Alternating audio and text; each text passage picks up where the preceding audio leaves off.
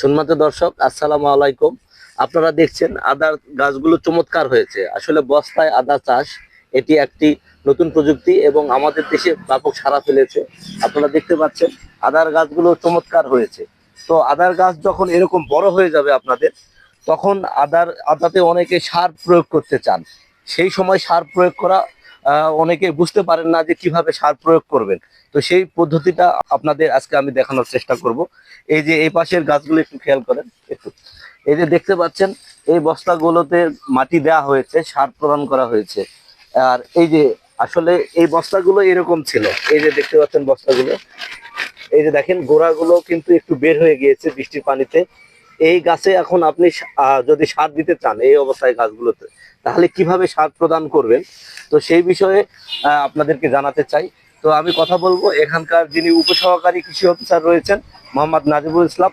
তো উনি আপনাদেরকে এই যে আদার সার প্রদান বিষয়ে পরামর্শ প্রদান করবেন। আসসালামু আলাইকুম। আমার নাম মোহাম্মদ নাজিবুর রহমান, উপসহকারী কৃষি কর্মকর্তা, নিয়ামতপুর। আমরা হলো বৈশাখ মাসে আদার বীজ বস্তায় বপন করেছিলাম। এর পরবর্তীতে আমরা পুনরায় সার প্রয়োগ করব। তো ডাইরেক্ট বস্তায় সার প্রয়োগ করলে গাছ মারা যাওয়ার সম্ভাবনা বেশি থাকে। এই জন্য আমরা 6 বস্তা মাটি, 3 বস্তা বালু, এর মধ্যে 10 KG DAP, 10 KG potash, 1 KG দানাদার বিষ একত্রে মিশিয়ে পলিথিন দিয়ে ঢেপে আমরা 15 দিন রেখেছিলাম।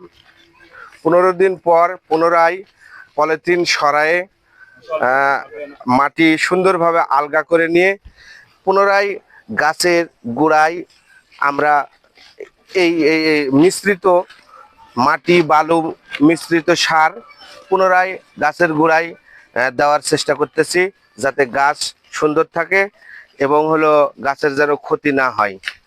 আশা করা যায় এই আদায় ভালো ফলন হওয়ার সম্ভাবনা আছে।